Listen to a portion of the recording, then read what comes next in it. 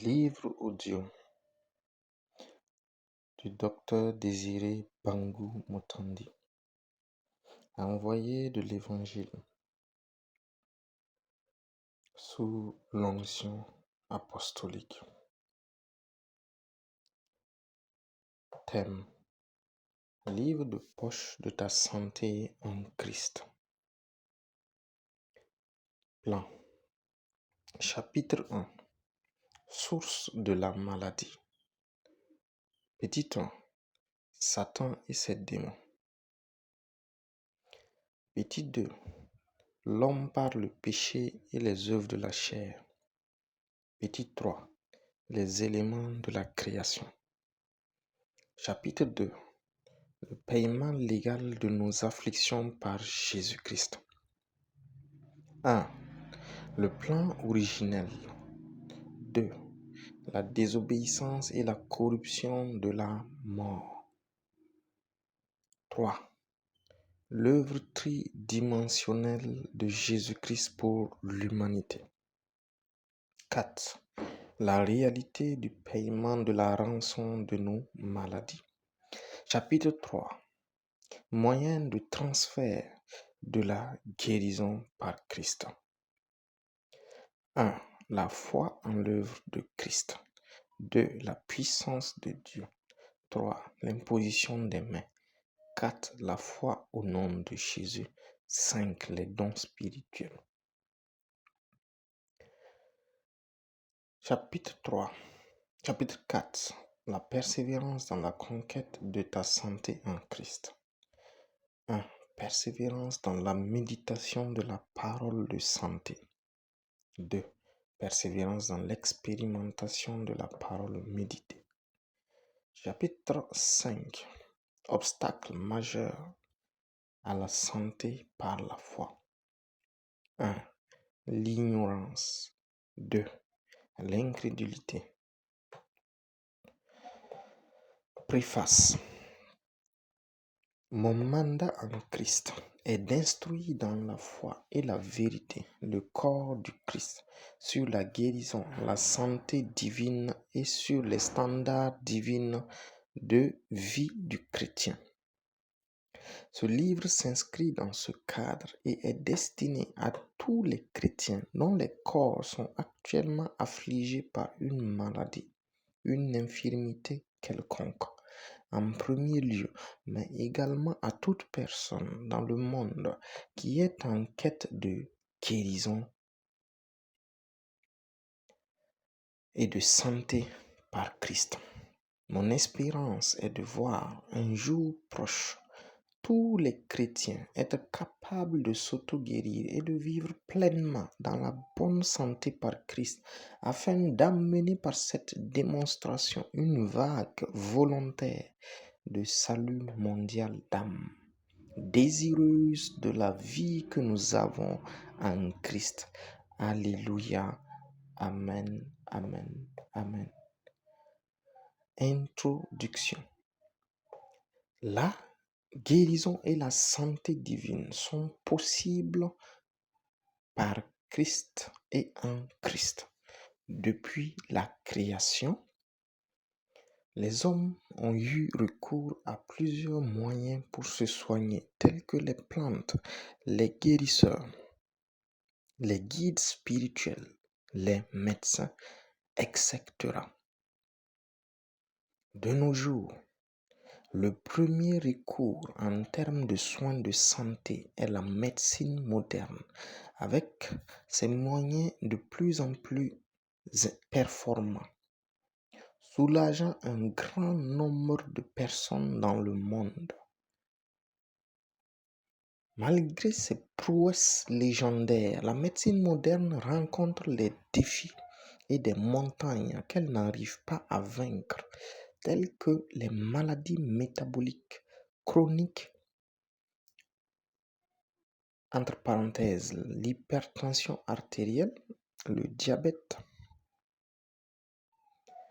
etc., les cancers, les paralysies nerveuses, les maladies auto-immunes, les traumatismes graves, les insuffisances des organes vitaux, insuffisance rénale, insuffisance cardiaque, insuffisance hépatique.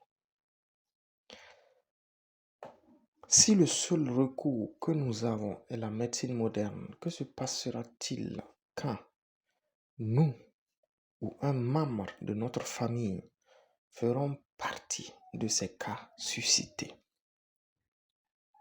La Bible nous enseigne cependant que pour tous ceux qui croient en elle et au Dieu dont elle parle, il y a la possibilité d'être guéri et de marcher dans la bonne santé chaque jour, sans rien payer, soit par la parole de Dieu, comme le souligne Proverbe 4, 22, qui dit, car c'est la vie pour ceux qui les trouvent, c'est la santé pour tout leur corps, soit par Dieu lui-même. Jérémie 33, verset 6.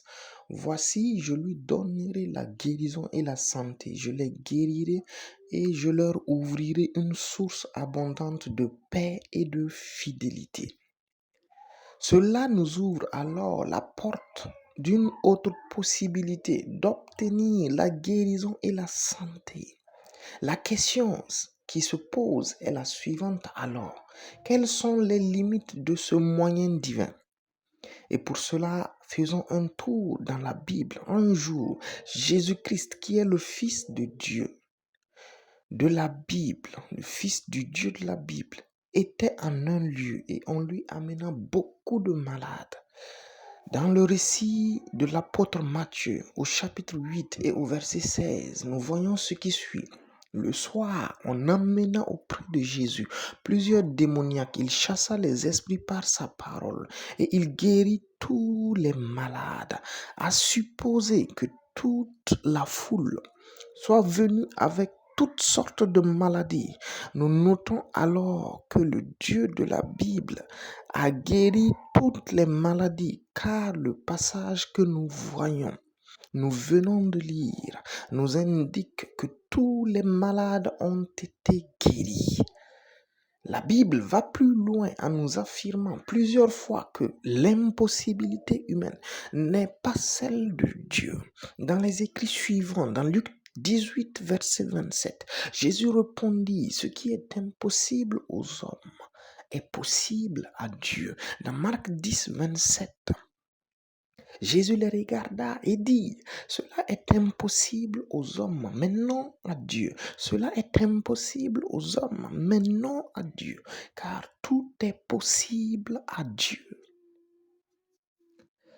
Alors, cela nous assure donc que peu importe notre état de santé ou notre condition, le Dieu de la Bible peut nous guérir. Il est alors important de connaître les modalités de transfert de cette guérison ou de cette bonne santé afin qu'en cas de besoin, nous puissions nous tourner vers ce protocole pour recevoir la santé dont nous avons besoin. Alors, au chapitre 1, voyons les sources de la maladie. La première source, Satan et ses démons en petit temps. Depuis la création du monde, deux groupes d'anges ont désobéi à Dieu. Il s'agit du premier groupe qui est Samiaja et le groupe des 200 veilleurs.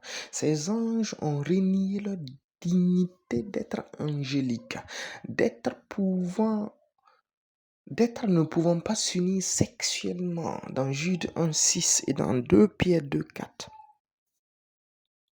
sur le mont Hermon afin de porter les conséquences de leurs actions. C'était une désobéissance volontaire.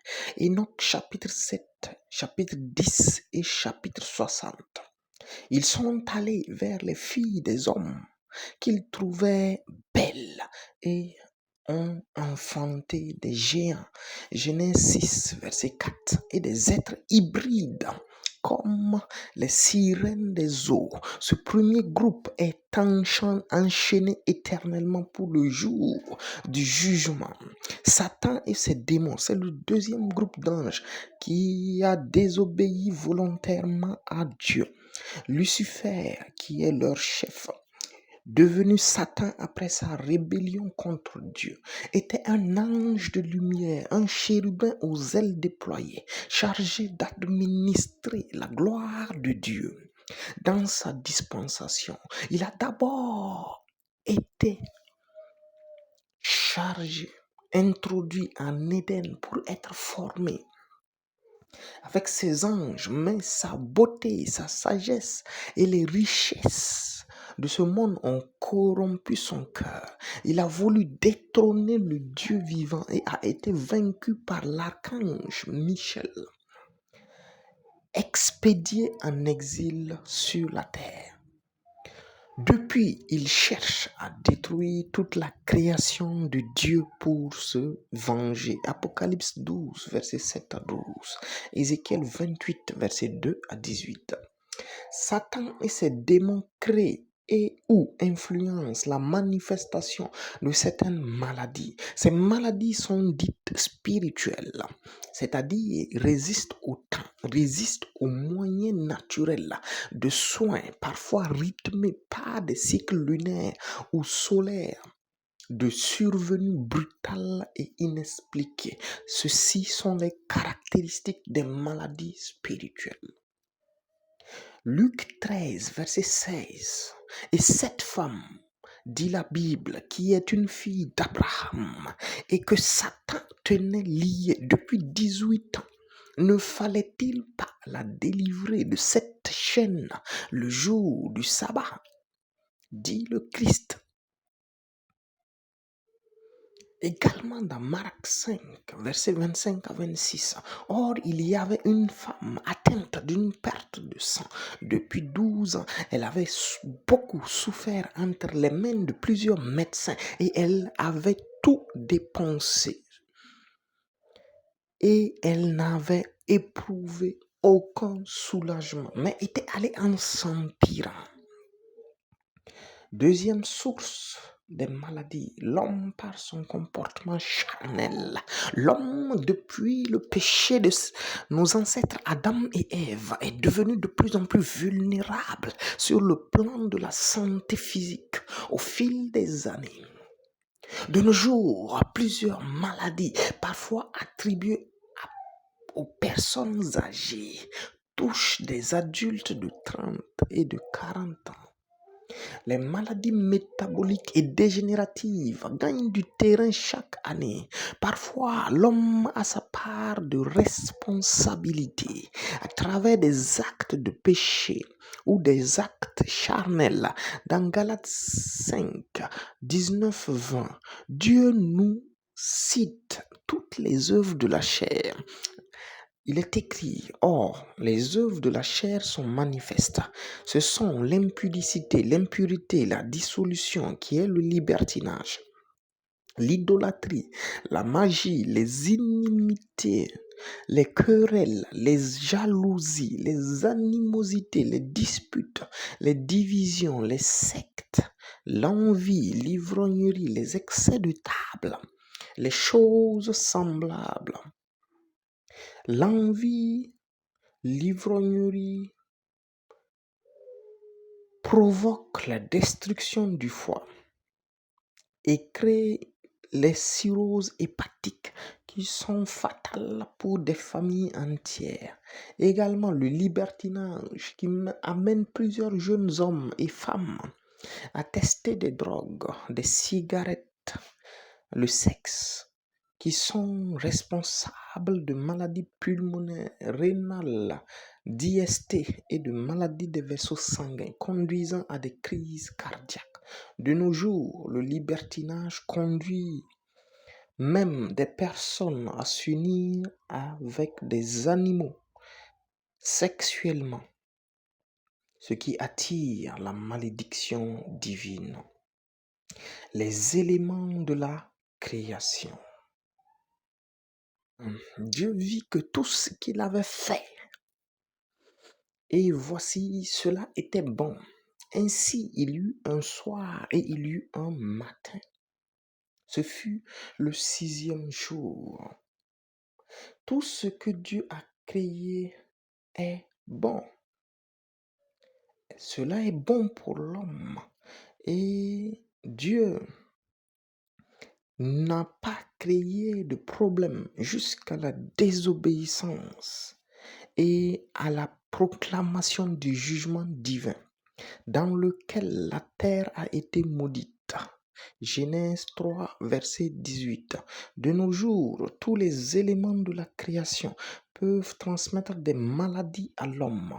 Les animaux domestiques et sauvages, les moustiques, les chauves-souris, les chats, les chiens, responsables de maladies infectieuses, l'alimentation trop gras, trop sucrée, trop salée, trop remplie de pesticides, crée plusieurs maladies du métabolisme, des vaisseaux sanguins et de cancer.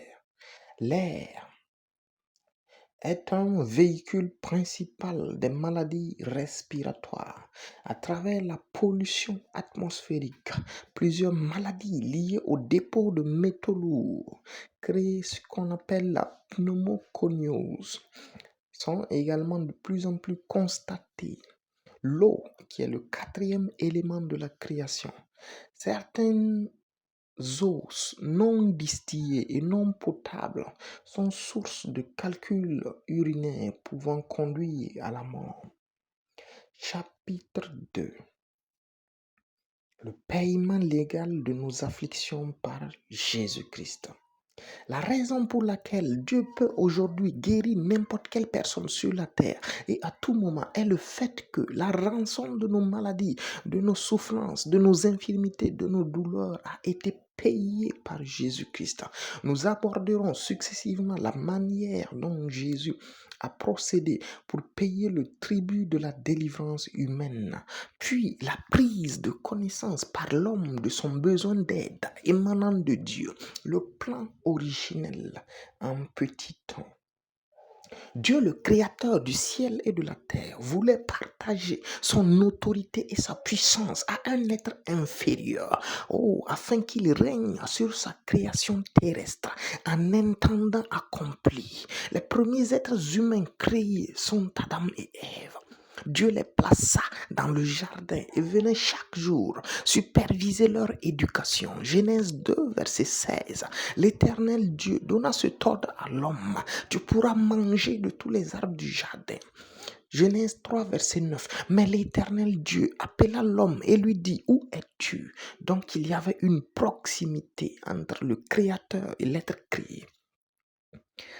Dieu n'avait pas prévu que le corps de l'homme ait besoin un jour de soins médicaux ou de traitements. C'est pourquoi il n'a pas prévu des conseils en cas de maladie. Son objectif était que l'homme puisse un jour manger de l'arbre de la vie du corps. Genèse 2, verset 9. L'Éternel Dieu fit pousser du sol des arbres de toute espèce, agréables à voir et bons à manger, et l'arbre de la vie au milieu du jardin et l'arbre de la connaissance du bien et du mal, afin d'avoir un corps glorieux, c'est-à-dire qui n'est ni sujette à la corruption, ni sujette à la maladie, encore moins à la mort. Un corps capable de vivre éternellement, de se déplacer dans toutes les atmosphères. 1 Corinthiens 15, verset 53. Car il faut que ce corps corruptible revête l'incorruptibilité et ce corps mortel revête l'immortalité. Le diable est venu interrompre le processus de perfectionnement en détournant Adam et Ève du plan merveilleux établi par Dieu, en les faisant désobéir à Dieu. Petit 2. La désobéissance et la corruption de la mort.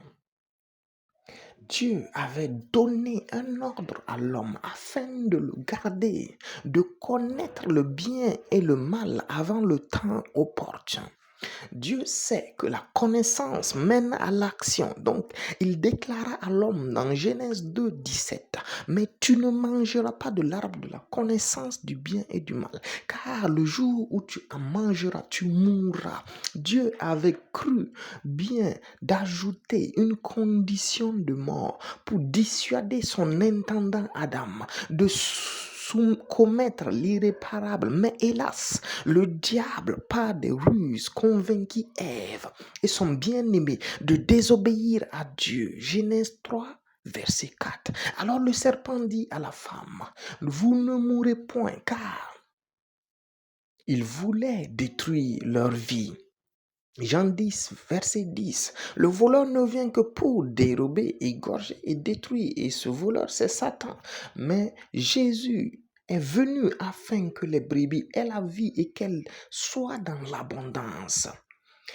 Leur désobéissance, c'est-à-dire Adam et Ève, amena la mort à intégrer les gènes humains, entraînant progressivement sur le plan corporel dégénérescence, maladie et mort.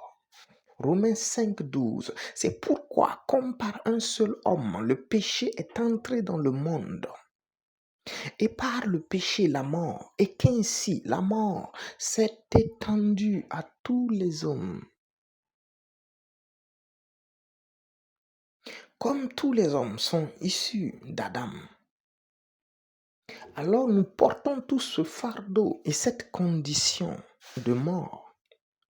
C'est pourquoi la race humaine avait besoin d'un sauveur, non seulement pour réparer la désobéissance, mais aussi pour nous amener dans la volonté originelle de Dieu. Donc, à une vie sans maladie ni mort spirituelle. Petit 3, l'œuvre tridimensionnelle de Jésus-Christ pour l'humanité. Jésus-Christ n'est pas venu seulement pour les chrétiens ou les juifs, mais il est venu pour toute la race humaine découlant d'Adam et Ève. Toute personne née de l'union d'un homme et d'une femme a besoin du salut de Dieu pour son esprit, son âme et son corps à cause du péché de ses ancêtres Adam et Ève. C'est pourquoi l'apôtre Paul nous dit dans Romains 3, 23, car tous ont péché et sont privés de la gloire de Dieu. Et dans Romains 5, 12, c'est pourquoi, comme par un seul homme, le péché est entré dans le monde, et par le péché, la mort, ainsi. Et qu'ainsi la mort s'est étendue à tous les hommes, parce que tous ont péché.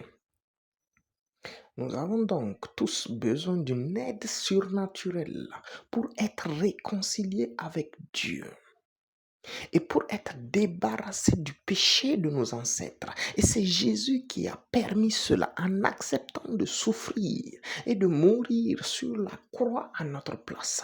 En effet, dans Matthieu 20, verset 28, Jésus lui-même déclare, c'est ainsi que le Fils de l'homme est venu non pour être servi, mais pour servir et donner sa vie comme la rançon de plusieurs. Et cela est attesté par l'Esprit, par la bouche de l'apôtre Paul, dans le livre de Romains 5, verset 15. La Bible dit, mais il n'en est pas du don gratuit comme celui de l'offense. Car si par l'offense d'un seul, il en est beaucoup qui sont morts, à plus forte raison, la grâce de Dieu et le don de la grâce venant d'un seul homme, Jésus-Christ, ont-ils été abondamment répandus sur beaucoup. Donc la grâce et le don de la grâce qui vient de Jésus est répandu sur tous ceux qui acceptent cette bonne nouvelle du Christ. L'œuvre de Jésus-Christ pour chaque être humain est au-delà de l'aspect physique. Son impact est sur notre esprit, notre âme et notre corps. Sur le plan spirituel, l'œuvre de Christ a permis à Dieu de régénérer notre esprit qui était mort. 1 Pierre 1, 3. Béni soit le Dieu de notre Seigneur Jésus-Christ qui selon sa grande miséricorde, nous a régénérés pour une espérance vivante par la résurrection de Jésus-Christ d'entre les morts.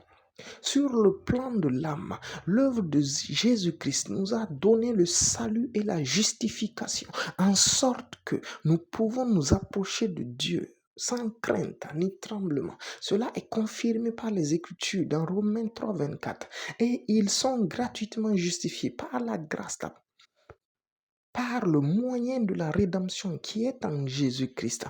Et dans Hébreux 10, 10, c'est en vertu de cette volonté que nous sommes sanctifiés par l'offrande du corps de Jésus une fois pour toutes.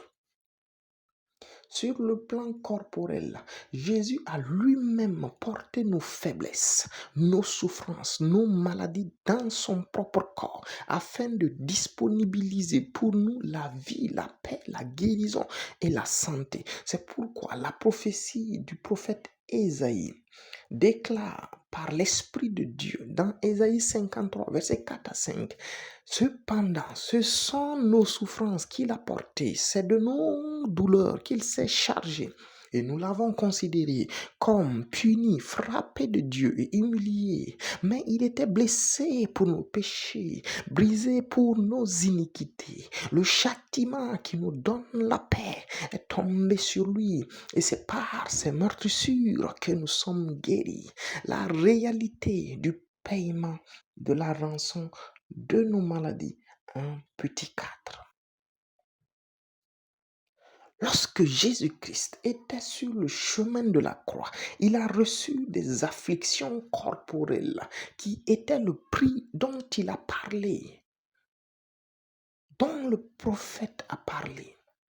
Il est important de le voir dans les Écritures afin de comprendre la réalité du tribut qui a été payé, qui nous donne accès à cette grâce de la guérison et de la santé divine.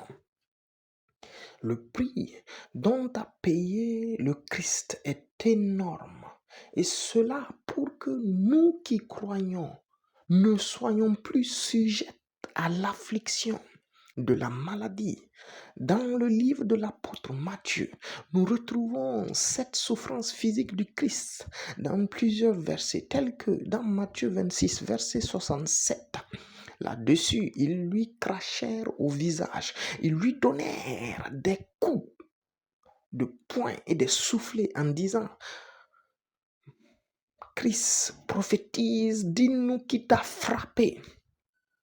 Matthieu 27, verset 26. Alors Pilate leur relâcha Barabbas, et après avoir fait battre de verre Jésus, il le livra pour être crucifié. Dans Matthieu 27, verset 29, ils tressèrent une couronne d'épines qu'ils posèrent sur sa tête, et ils lui mirent un roseau dans la main droite. Puis s'agenouillant devant lui, il le raillait en disant: Salut, roi des Juifs. Au verset 30, et il crachait contre lui, prenait le roseau et frappait sur sa tête. Et dans le livre de l'apôtre Jean, au chapitre 19, verset 1, alors Pilate prit Jésus et il le fit battre de verges. Au verset 2, les soldats tressèrent une couronne d'épines qu'ils posèrent sur sa tête, et il le revêtit d'un manteau de pourpre. Puis s'approchant de lui,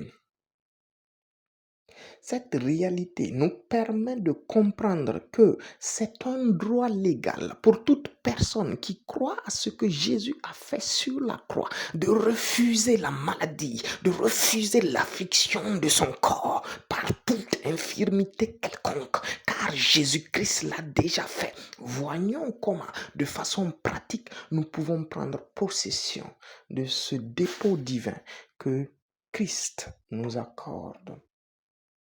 Chapitre 3. Les moyens de la conquête de la santé divine. La foi en l'œuvre de Christ. La foi, c'est de croire et pratiquer ce que Dieu dit et fait.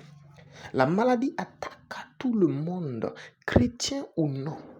La première étape dans l'activation de notre foi, dans la conquête de notre santé divine par l'œuvre de Christ est la méditation des vérités bibliques sur les résultats des meurtrissures de Christ. Cette méditation est un exercice de contemplation et de réflexion profonde sur cette réalité spirituelle du prix payé par Christ pour nos maladies afin de comprendre les raisons de sa non-manifestation dans notre corps physique. Cet exercice peut parfois durer plusieurs semaines à plusieurs mois.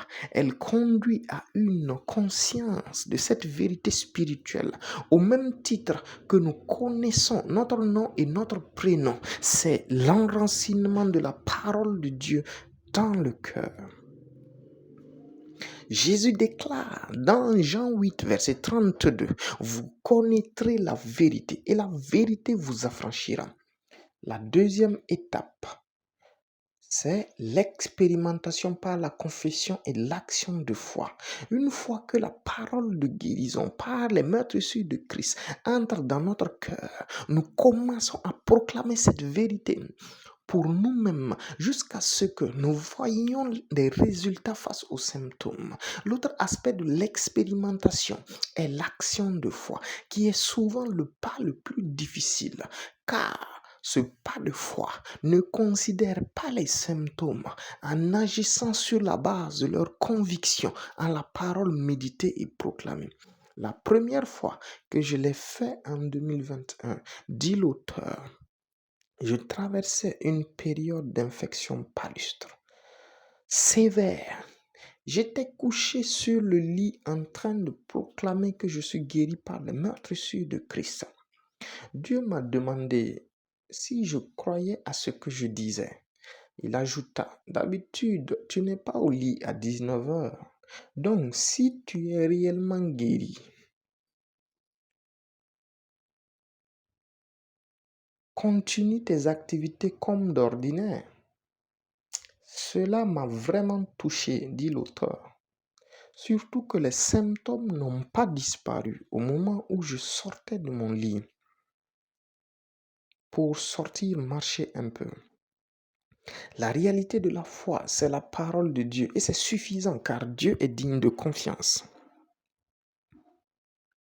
La réalité du paiement de la maladie par Jésus-Christ est certaine, comme nous l'avons vu. Il a été battu, il a été couronné de verges, il a saigné, il a été éraillé, on s'est moqué de lui. Et nous bénissons le Seigneur de qui de plus en plus nous montre les éclats de sa parole. Par le Saint-Esprit et par ce livre, je souhaite, dit l'auteur, provoquer en chaque lecteur désireux de la vie qui est en Christ, une sainte colère contre la maladie, une soif de la réalité du Christ ressuscité dans nos vies, par une vie permanemment en bonne santé. Deuxième moyen, la puissance de Dieu. Le deuxième moyen de la guérison est la puissance de Dieu. Le terme puissance en grec est dunamis. Force potentielle pour créer des exploits, force dynamique. Cette puissance vient en nous lorsque nous recevons le Saint-Esprit. La puissance de Dieu est alors attachée au Saint-Esprit et est activée et développée par la prière en langue. Elle agit le plus souvent en faveur des autres, surtout lorsque nous voulons transmettre la guérison aux autres. Sa manifestation est parfois spectaculaire, comme dans Acte 5, versets 15 à 16, en sorte qu'on apportait les malades dans les rues et qu'on les plaçait sur des lits et sur des couchettes, afin que lorsque Pierre passerait, son ombre au moins couvrit quelqu'un d'eux. Et tous étaient guéris. Également dans Acte 19, verset 12, au point où qu'on appliquait sur les malades des linges ou des mouchoirs qui avaient touché le corps de Paul, et les maladies les quittaient et les esprits malins sortaient. La puissance de Dieu augmente à chaque fois que nous pratiquons des temps de jeûne et de prière avec Dieu et atteint son plein potentiel dans nos vies individuelles lorsque nous pratiquons le ministère que Dieu nous a confié. La raison pour laquelle elle ne se manifeste pas beaucoup dans les vies individuelles des croyants, c'est le manque d'intimité et de communion avec le Saint-Esprit. Nous sommes attirés par tout sauf la présence de Dieu. Le coût de la puissance de Dieu est l'amour de la présence de Dieu. Le transfert de la guérison. L'imposition des mains s'applique à nous premièrement avant de s'appliquer aux autres. Si je marche avec, si ça ne marche pas avec moi, ça ne peut pas marcher avec les autres. Il s'agit d'un transfert spirituel de ce que nous avons reçu de Christ dans notre corps ou dans le corps d'un malade. Jésus également a pratiqué ce moyen de transfert de la guérison à plusieurs reprises dans les évangiles. Nous lisons cela dans Luc 5, verset 13. Jésus étendit la main, le toucha et dit, « Je le veux, sois pur. » Aussitôt, il fut purifié de sa lèpre. Marc 6, verset 5. Il ne put faire là aucun miracle, si ce n'est qu'il imposa les mains à quelques malades et les guérit. Donc là où on ne peut pas faire de miracle, on peut néanmoins guérir par l'imposition des mains.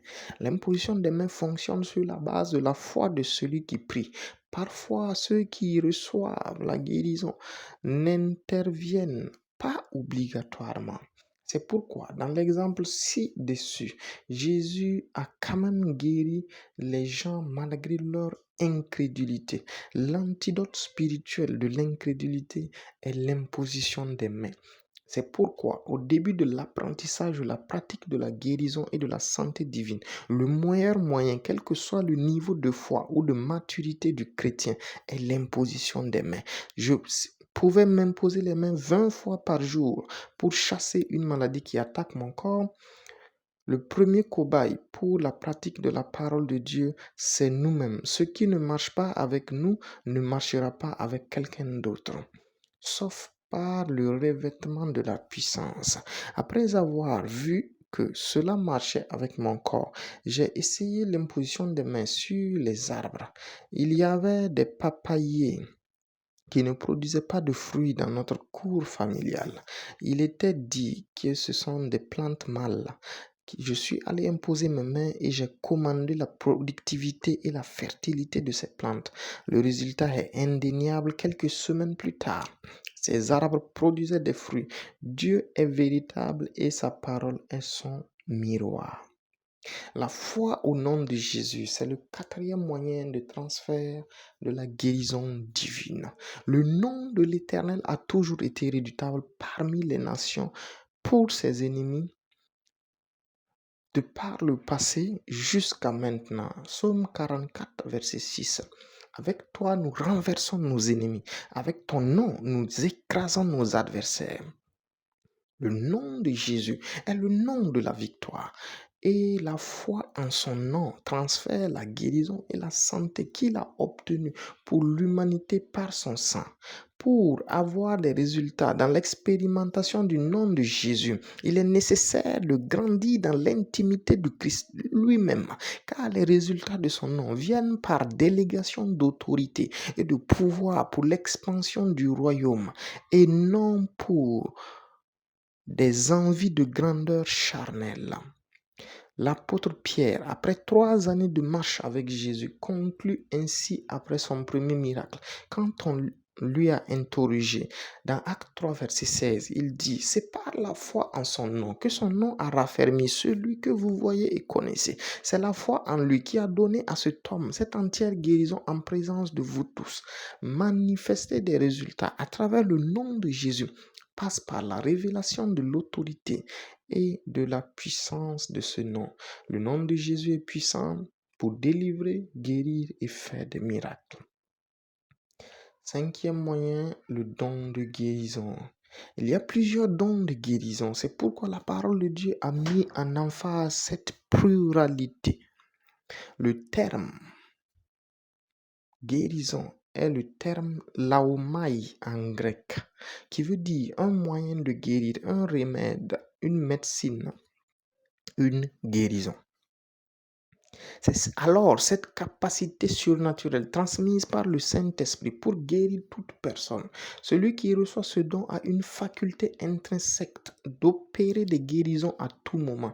Luc 5, 17. Un jour, Jésus enseignait, des pharisiens et des docteurs de la loi étaient là, venus de tous les villages de la Galilée et de la Judée et de Jérusalem, et la puissance du Seigneur se manifestait par les guérisons. Les dons surnaturels ou charismes, pneumatikos en grec, sont des aptitudes divines spirituelles pour dominer sur des réalités naturelles et créer des changements surnaturels. Les dons spirituels sont utilisés pour le ministère et que nous avons reçu de Dieu et constitue la rampe de lancement des opérations divines. Recevoir le don nécessaire à l'accomplissement de notre appel se fait par la violence de la foi. En effet, dans 1 Corinthiens 14, verset 1, il est écrit « Recherchez la charité, aspirez » en grec qui veut dire « zélo », aspirer, brûler de zèle, bouillir d'envie, aussi pour les dons spirituels. Donc, aspirer aussi aux dons spirituels, mais surtout à celui de prophétie. Ce point est tellement important car beaucoup de croyants ont des dons qui dorment en eux et qui attendent que Dieu les active. Cela durera l'éternité car Dieu a déclaré que c'est en bouillant d'envie de les voir qu'ils se manifesteront, pas en attendant que lui-même les active. Le meilleur moyen de bouillir d'envie est de prier en langue. Chapitre 4. La place de la persévérance dans la conquête. La persévérance. Hébreux 6, verset 12. En sorte que vous ne vous relâchez point et que vous imitiez ceux qui, par la foi et la persévérance, héritent les promesses de Dieu. La guérison et la santé sont des promesses divines pour l'humanité, mais surtout pour celui qui a accepté ce que Jésus a fait pour lui à la croix. Marcher dans la réalité de cette promesse va demander un grain de persévérance qui vient du Saint-Esprit. En effet, le Saint-Esprit possède toute la capacité, toute la sagesse dont nous avons besoin à chaque instant dans nos vies pour vivre une vie glorieuse sur la terre. Nous entrons dans sa capacité en sollicitant son aide devant nos faiblesses. Il est le Dieu de persévérance. Selon Romains 15, 5, où il est dit que le Dieu de persévérance et de la consolation vous donne d'avoir les mêmes sentiments les uns envers les autres selon Jésus-Christ, et il nous conduit glorieusement. Persévérance dans la lecture et dans la méditation de la parole de santé divine. Le premier obstacle du chrétien est l'ignorance des choses spirituelles, surtout pour ce qui est spécifique. Beaucoup de personnes disent « Nous aimons Dieu et nous le connaissons », mais lorsque nous demandons qu'est-ce que Dieu vous a dit aujourd'hui, il n'y a pas de réponse car il n'y a aucune spécificité dans leur relation avec Dieu. Pour conquérir sa santé en Christ, il faut connaître la pensée de Dieu se rapportant à ce sujet de telle sorte que nous soyons capables même de les référencer aux besoins. Il faut être spécifique. Cela passe par des heures de lecture ou d'écoute de la Bible comme toi qui écoutes ce livre audio. Dans la solitude, après cette lecture, nous isolons les versets qui se rapprochent le plus de notre capacité de compréhension et qui ne sont que sur la guérison et la santé divine.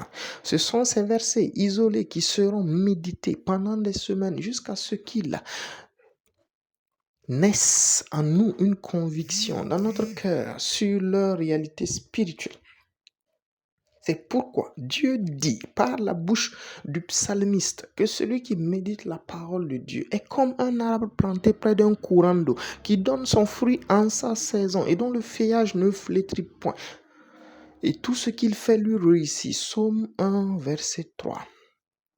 Les fruits de la parole de santé divine ne viendront qu'après un bon temps de méditation de toute la parole de guérison et de santé divine.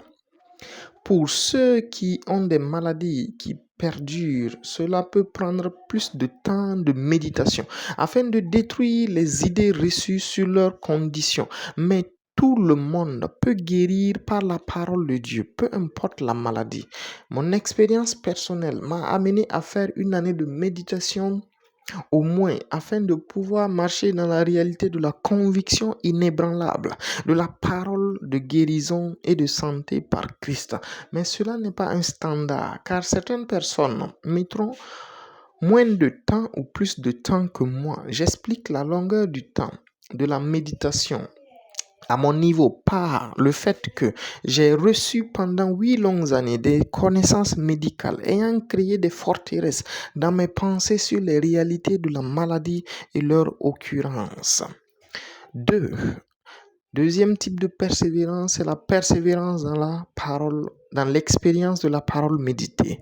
Jacques 1, 22, la Bible dit, mettez en pratique la parole et ne vous bornez pas à l'écouter en vous trompant vous-même par de faux raisonnements. Le deuxième niveau de persévérance est la pratique de la parole méditée. La révélation de la parole donne de l'intelligence, mais ne donne pas de résultat de la parole de Dieu dans notre vie quotidienne. C'est pourquoi il est parfois difficile de faire comprendre à un chrétien qu'il n'est pas en accord avec les standards divins de santé s'il utilise autre chose que la parole de Dieu pour se soigner.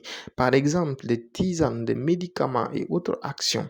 Le chrétien moyen a la parole de guérison et même au moins une révélation sur cette parole, mais aucune expérience, car le plus souvent, il n'en a pas trouvé la nécessité.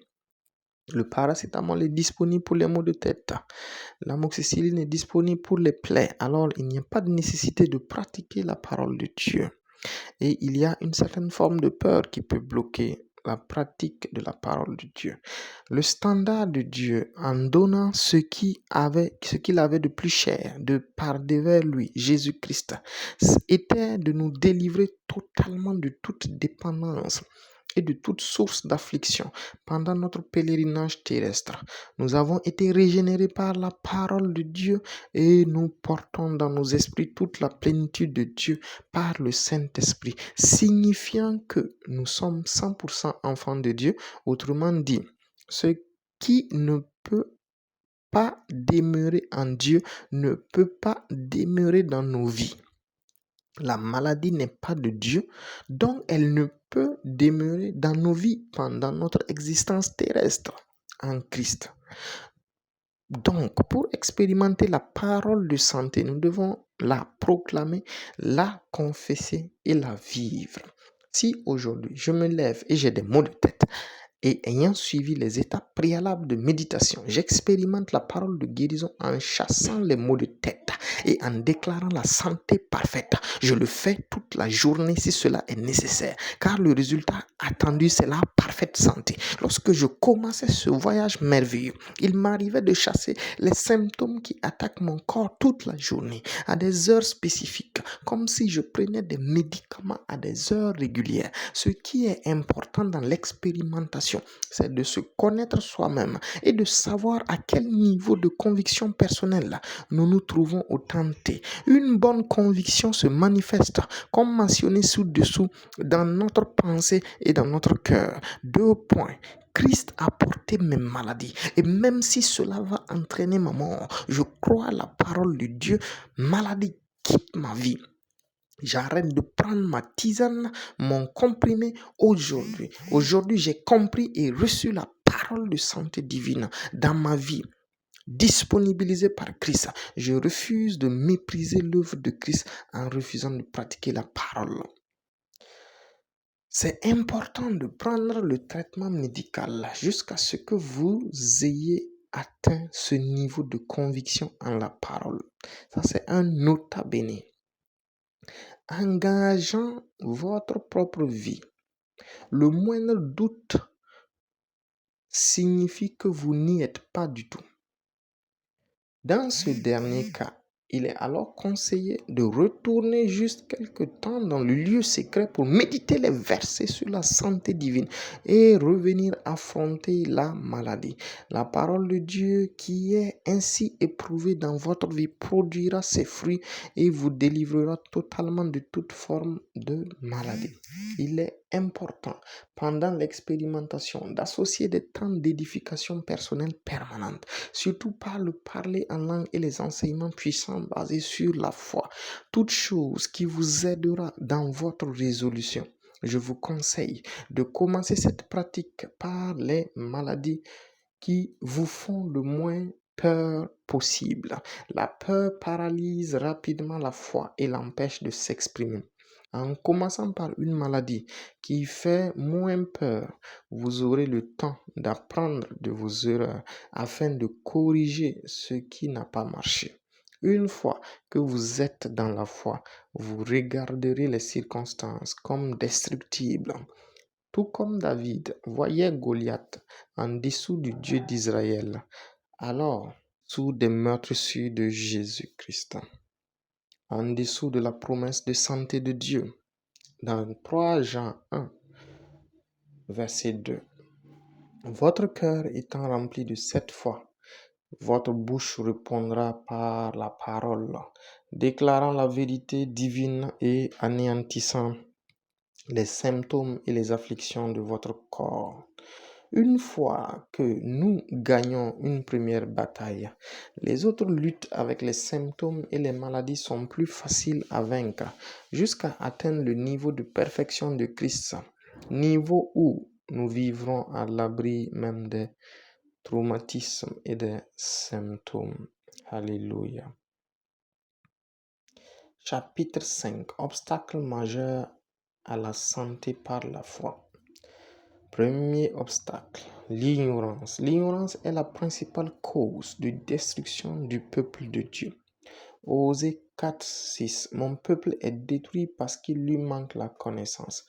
Puisque tu as rejeté la connaissance, je te rejetterai et tu seras dépouillé de mon sacerdoce. Puisque tu as oublié la loi de ton Dieu, j'oublierai aussi tes enfants. 3 sortes d'ignorance ont été révélées par les Écritures. Ce sont l'ignorance de l'œuvre de Christ, de la volonté de Dieu de nous guérir et l'ignorance de la participation des chrétiens dans sa guérison. L'ignorance de l'œuvre achevée de Christ. 1 Pierre 2:24. Lui qui a porté lui-même pas nos péchés en son corps sur le bois, afin que, morts au péché, nous vivions pour la justice. Lui par les meurtrissures duquel vous avez été guéris. L'œuvre achevée de Jésus-Christ ne nous donne pas seulement accès au salut. Des pères qui ont mis l'accent sur cet aspect avec puissance. Cela ne veut pas dire que le salut est détaché de la guérison, qui est détaché de la prospérité et des dons spirituels. Ils sont tous en un seul paquet, le paquet de l'œuvre de la croix. Le verset suscité de l'apôtre Pierre nous montre que le Christ a payé le prix des péchés par son sang et celui de la guérison par ses meurtrissures, ce qui nous donne accès en même temps aux deux grâces. L'ignorance apporte avec elle l'endurcissement du cœur et la séparation à la vie divine. Comme le montre Éphésiens 4:18, ils ont l'intelligence obscurcie, ils sont étrangers à la vie de Dieu à cause de l'ignorance qui est en eux, à cause de l'endurcissement de leur cœur. Cela ne permet pas aux chrétiens d'oser participer à cette grâce de guérison divine. De nos jours, la plupart des chrétiens supplient Dieu de les guérir à cause de l'ignorance de la complétude de l'œuvre de Christ. En portant nos péchés, il s'est également chargé de nos maladies. Ici, il y a des symptômes dans notre corps. En tant que chrétien, il faut demander au Saint-Esprit quelle ignorance porte notre âme concernant l'œuvre parfaite de Christ dans notre vie. L'ignorance de la volonté de Dieu de nous guérir. Un des obstacles majeurs à la manifestation de la guérison divine dans la vie du croyant est le doute qui existe dans nos cœurs quant à la volonté de Dieu de nous guérir. Cela se voit même dans les Écritures avant la crucifixion de Jésus-Christ. Dans ce passage de Marc 1, versets 40 et 41, ce lépreux vient à lui, se jetant à genoux et lui dit d'un ton suppliant, « Si tu le veux, tu peux me rendre pur. Jésus, ému de compassion, étendit la main, le toucha et dit, je le veux, sois pur. Ce lépreux était en Israël, donc faisant partie du peuple de Dieu. Sa foi était bloquée par son ignorance de la volonté du Fils de Dieu de le guérir. Après avoir eu l'assurance que c'était dans la parfaite volonté de Dieu de le guérir, il obtenu sa restauration. De même, de nos jours, cette ignorance peut toujours exister, surtout en regardant leur faiblesse et non au Christ, comme ce lépreux, ce qui regardait sa lèpre et non le cœur d'amour de Dieu. Troisième forme d'ignorance, l'ignorance à la participation du chrétien dans sa guérison. La Bible dit de l'église triomphante de Philadelphie, dans Apocalypse 3, verset 10, il dit, parce que tu as gardé la parole de persévérance en moi, je te garderai aussi à l'heure de la tentation qui viendra dans ce monde pour éprouver les habitants de la terre. La plupart des chrétiens s'attendent aux miracles comme à des mangues mûres qui vont tomber un jour dans leur vie par la souveraineté divine et non par une réponse à leur foi. C'est pourquoi il est difficile de voir beaucoup de chrétiens matures dans les assemblées concernant la parole de guérison divine, alors que la Bible déclare que c'est en gardant la parole de persévérance en Dieu qu'on active l'intervention divine. Il y a une certaine participation et collaboration avec la parole de Dieu que nous devons avoir avant de la voir produire ce dont elle parle en notre faveur. Cette connaissance expérimentale de la parole de Dieu qui nous ouvre ses bons trésors et cette connaissance de fait par l'aide du Saint-Esprit. Deuxième grand obstacle, c'est l'incrédulité. Dans Matthieu 17, verset 20, c'est à cause de votre incrédulité, leur dit Jésus. Je vous le dis en vérité, si vous aviez de la foi comme un grain de sénévé, vous diriez à cette montagne, transporte-toi d'ici, là. Et elle se transporterait et rien ne vous serait impossible. L'incrédulité en grec, apistia, désigne une infidélité à Dieu, un manque de foi à Dieu. Et cela veut dire que la personne n'est pas ignorante, elle a juste décidé volontairement ou par influence de sa chair de se pencher du côté adverse contre Dieu et contre sa parole. C'est la raison pour laquelle c'est l'obstacle la plus ardu à combattre car il est là depuis la chute du premier homme, ancré dans la chair. Romains 8, 3 et Matthieu 17, 17. Elle a vécu des milliers d'années et se confondant maintenant à la chair. Pour lutter contre l'incrédulité, il faut une consécration de plus en plus profonde à Dieu par la séparation, la communion et l'obéissance. Le plus grand problème de l'incrédulité est souvent son effet de maintien des maladies dites chroniques. C'est pourquoi un chrétien peut être guéri d'une maladie chronique par la prière et retomber dans cette même maladie chronique des heures ou des jours suivants, car l'obstacle à la santé est toujours là et même profondément ancré dans le cœur. Dès lors que cette incrédulité n'est pas levée, la parole et la puissance du Saint-Esprit sont comme bloquées. La guérison ne sera que de courte durée. En témoigne l'exemple de Pierre qui a marché temporairement sur l'eau ou de l'ensemble des disciples qui n'avaient pas, dans Matthieu 17, pu guérir l'enfant épileptique alors qu'ils ont fait des prodiges les jours passés. C'est pourquoi une incrédulité n'est vraiment connue que lors de sa manifestation. Le temps de consécration nécessaire pour détruire une incrédulité dépend de plusieurs facteurs. Il existe plusieurs formes et types d'incrédulité décrites dans les Écritures. Nous parlerons de deux formes très fréquentes. L'incrédulité des sens naturels. Marc 16, verset 14.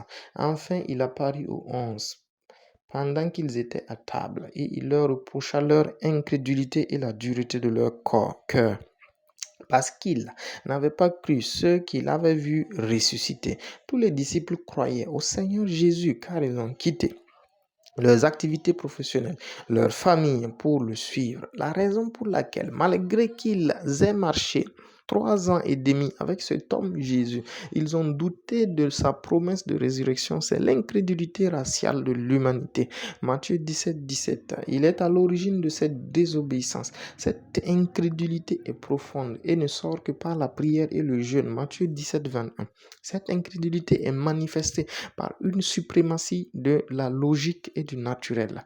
Le chrétien qui est dans cette situation regarde plus les symptômes que la parole de Dieu. Jean 20, 27. Puis il dit à Thomas, avance ici ton doigt et regarde mes mains. Avance aussi ta main et mets-la dans mon côté et ne sois pas incrédule, mais crois. Lorsque j'ai compris ce principe, cela m'a permis de ne pas trop me culpabiliser devant l'échec de disparition des symptômes. Satan peut maintenir parfois les symptômes malgré l'exaucement de la prière. Et cela permet au Seigneur de détruire l'incrédulité des sens qui est en nous, car nous marchons par la foi et non par la vue. Également, j'ai été obéissant aux saisons de jeûne et prière que l'Esprit demandait. Il peut avoir plusieurs cycles de jeûne inspirés par l'Esprit pour détruire ce type d'incrédulité. Ici, l'obéissance au Saint-Esprit permet d'aller vite et d'éviter de reprendre le processus.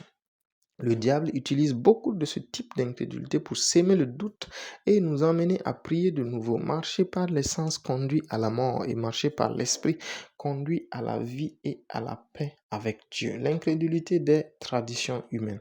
Matthieu 15, verset 3 et le verset 6. Il leur répondit, et vous, pourquoi transgressez-vous le commandement de Dieu au profit de votre tradition?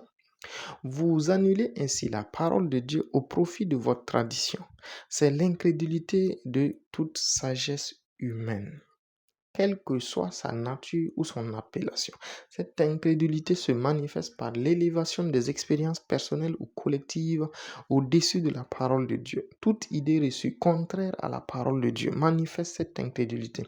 Pour vaincre cette incrédulité, il faut d'abord couper toutes les sources d'informations qui lèsent la pratique de la foi, telles que la télévision, les réseaux sociaux, les relations non nécessaires à la pratique de la foi. Ensuite, augmenter les informations de foi, telles que les enseignements, le temps de prière, le temps de méditation de la parole de Dieu, jusqu'à ce que notre foi devienne assez ferme pour déraciner cette incrédulité. Normalement, il faut la même foi pour guérir un cancer qu'un mal de tête. Mais 7. Active les traditions au moment où l'information est transmise et paralyse notre foi. Donc, ce qui amène beaucoup plus d'échecs lors des maladies les plus chroniques. Nous allons nous arrêter là pour ce livre d'audio. La version complète et totale de ce livre de foi, vous pouvez l'avoir gratuitement en nous écrivant par WhatsApp au 64 64 17 80. Demeurez bénis et bonne pratique. Amen. Amen.